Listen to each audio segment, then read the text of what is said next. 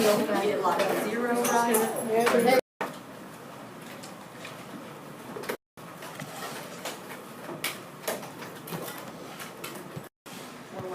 Alright, so for x you have a negative 4, and y is a 6, and x is a negative 4.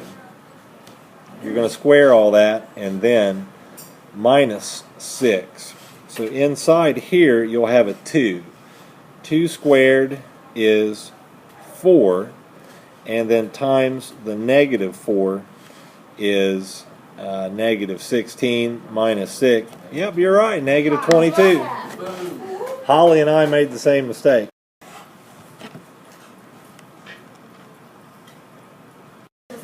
Alright, so this one should be negative 1 times negative 2 plus negative 1 times negative 2 minus a negative 1. Square that quantity.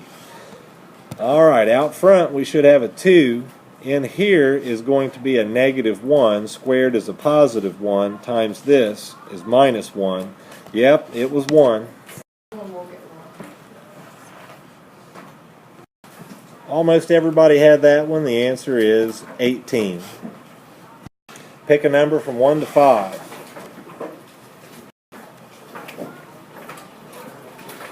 The winning number is 3. Homework check. 63% with homework today, but a few are going to turn it in late. So 12 out of 19.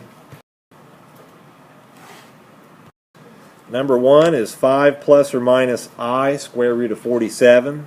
All of that over 6.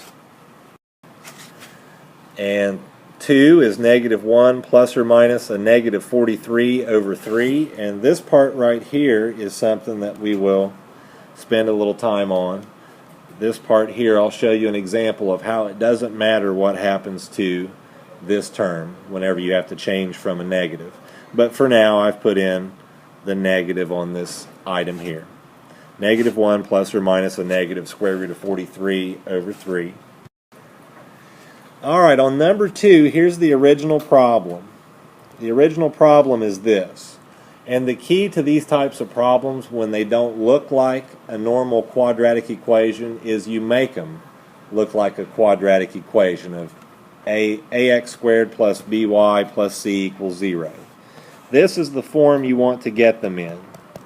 That's the one you're accustomed to seeing. And to do that, one way is to find your square term. So it's minus 3a squared. Wherever that's at, leave it there. And move everything else with it and put it in order. So the negative 3a squared is here. What I need is this 2a to go with it. And when I cross the equal sign, what happens? Changes to a minus, so we'll have minus 2a, and then this 14 should be at the end on the left side. Why did I not change the sign of the 14? Because it's positive, it didn't change sides. Yeah, it didn't change the side. It's still on the left side, it's just at the end on the left side, so it still stays plus 14. And once you get it into that form, then you go back and pick out your negative 3, negative 2, and 14. Do your discriminant, b squared minus 4ac. I came up with 172, so that means it's going to be real. And then plug it into the quadratic formula, noting that you already have this part under the square root sign. And from there it's just simplifying until you get to the end. Let's say you end up with negative 2 plus or minus 8 over a negative 2. And just for the sake of argument, you have to simplify this because you have that negative there on the bottom. Before you do any simplifying, let's just work this out and see what the two answers would be if we did not simplify. If we didn't simplify, we would have negative 2 plus 8 over negative 2, and then negative 2 minus 8 over negative 2. You have to break it up with plus and minus. On the top, you would end up with a 6 divided by negative 2, which is negative 3. And then on the bottom, you would have a negative 10 divided by negative 2, which is a 5. Now, let's simplify this up here. What if I divided all that by negative 2? And I came up with, dividing by negative 2 there, I have a 1 plus or minus. Divide by negative 2 there to get a negative 4. And then on the bottom, if I divide by negative 2, it's just gone. It's a 1. Work both of these out and see what you come up with. 1 plus a negative 4, 1 minus a negative 4. What's this answer here? Negative 3, and what's this one? 5. You get the same answer. So it's a matter of simplifying. Now, what if I did this? What if I had gotten rid of that?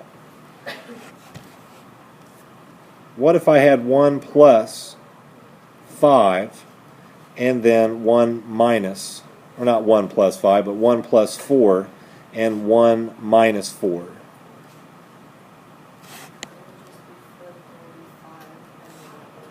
You would have a 5 and then a negative 3. Are they the same answers? The same answers as what we had before? Just with different signs.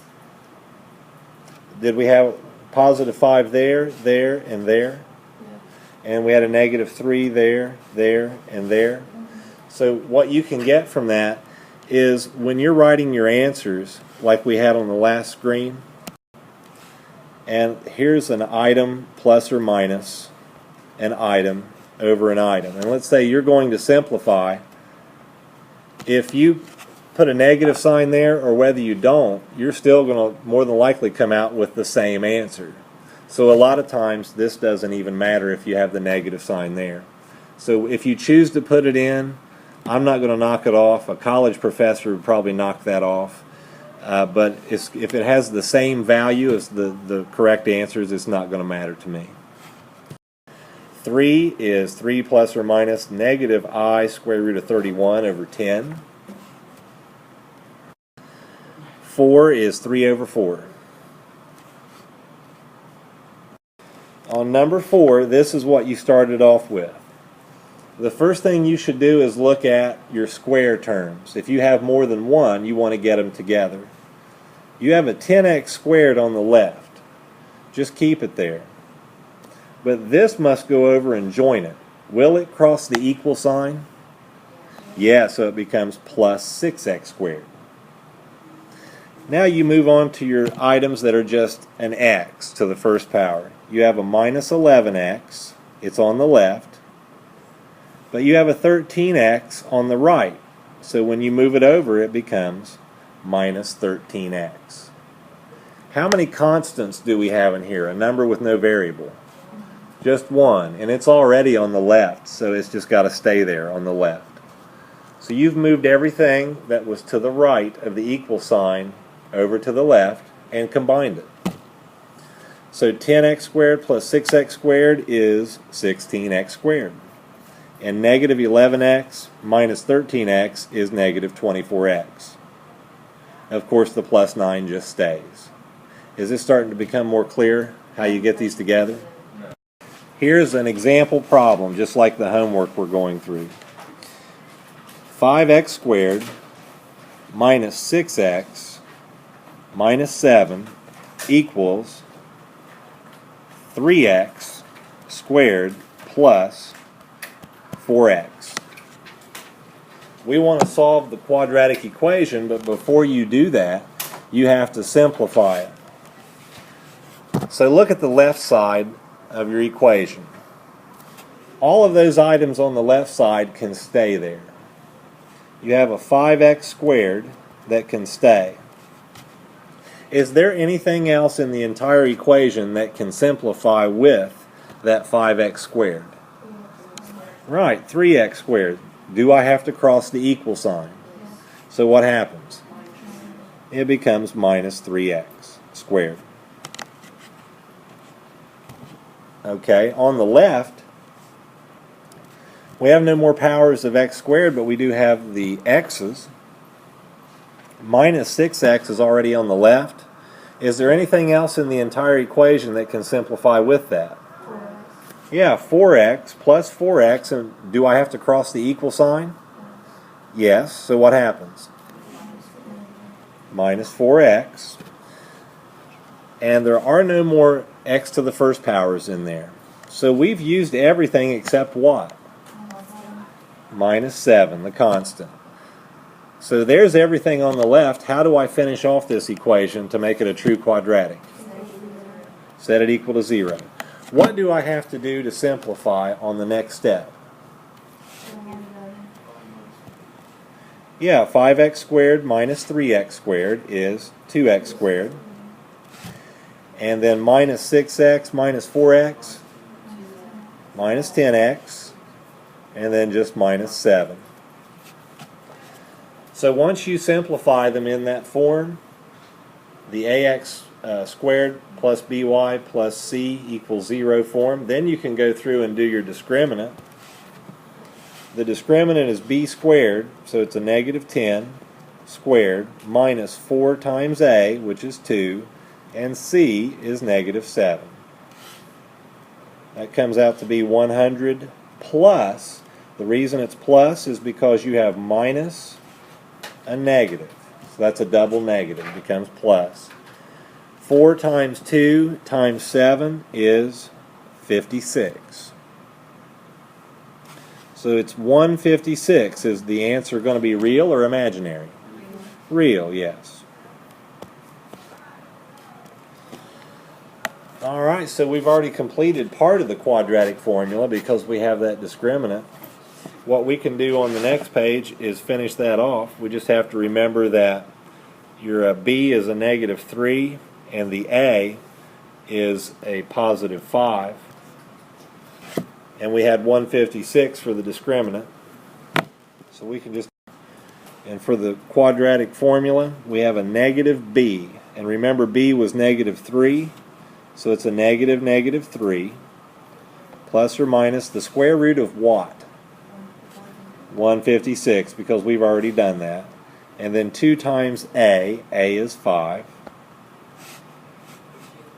Yeah, it's 10. Was it 10? We'll plug this stuff into the formula. The b was negative 10. So you have a negative negative 10 plus or minus the square root of 156 over 2 times 2. The a was 2. So simplify to get a positive 10 plus or minus the square root of 156 over 4. Now the square root of 156, remember your perfect squares are 4, 9, 16, 25, 36, 49, 64, 81, 100. What's half of 156? 78. So 78's in between here. Will 64 divide evenly into 56? No? What about 49? No. What about 36? Yeah. 36 will go into 156? No. Oh no, I lied. No. What about 25? No. I thought it was 4. What about 16? No. What about 9? No. 9 won't go into it? No. So 4 is the highest one. How many times will 4 go into it? 39. 39 times. So it's 10 plus or minus the square root of 4 times the square root of 39. All of that over 4. And then simplify your square root of 4 to a 2. Now 10 plus or minus 2, square root of 39, all of that over 4. What can I do to simplify this? Yeah, we can divide by 2 in here, here, and there. Never divide your square root by 2. You can't cut 39 in half. That's not how it works. It's just this, this, and this. If you divide all those by 2, then you come up with a 5, a 1, and a 2. So 5 plus or minus square root of 39 over 2 is your final answer. in your problem, if you have something like the square root of negative 40, what you would do first is take out the I, and then you would have a positive 40 underneath. Then you could break it up as 4 and 10, and the square root of 4 is 2. You just put the I after the 2 now. So you would still break it up even if it's negative, because you can take this out as an imaginary. 5 is negative 2 plus or minus I square root of 6 over 2. And 6 is negative 3 plus or minus negative 3 square root of 7 over 8. 7 is 1 plus or minus I square root of 3 over 2. 8 is negative 4 plus or minus 3I over 5. 9 is 2 plus or minus square root of 10. And 10 is negative 5 plus or minus a negative I square root of 55, all of that over 4.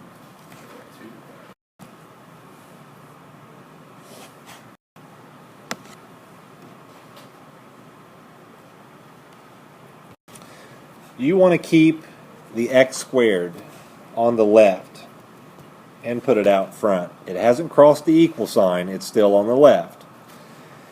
There are no other x squares in the entire problem. Next, you have 4x. So we'll do plus 4x, but we have another x term on the right side, and that's a minus 2x. So the minus 2x must go over to the left and cross the equal sign and become plus 2x. Now we've used up this, this, and this. We still have 2 items to go. Minus 6, and then minus 1 is going to cross the equal sign and become plus 1 and set it all equal to 0. Now you have to simplify. We only have one x squared term, so that stays. 4 plus 2 is 6 for 6x, and negative 6 plus 1 is a negative 5. Did anybody have x squared plus 6x minus 5 equals 0? Alright, we had a few. Alright, if you messed that up, at least you know where your mistake is at, and you can pay attention to that on the next problem and avoid it.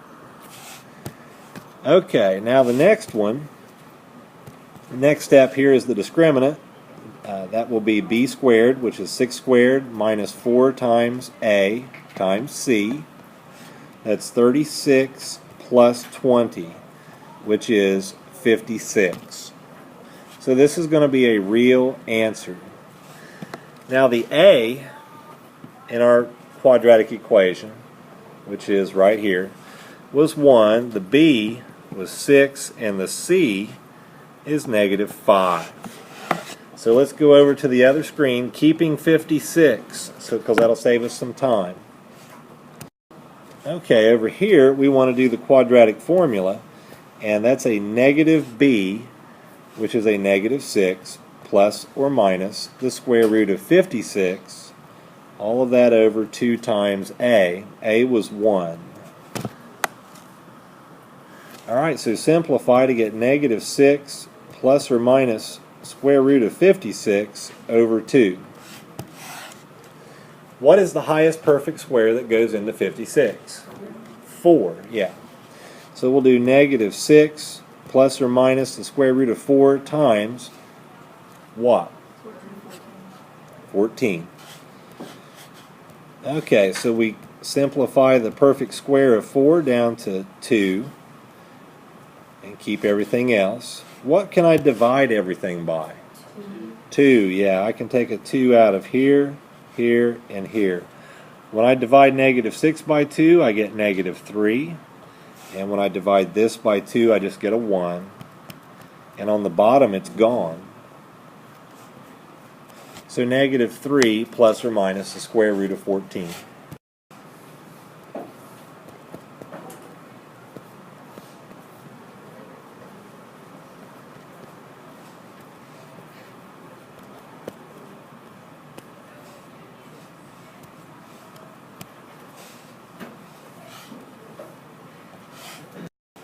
Answer is 1 for bonus number 1.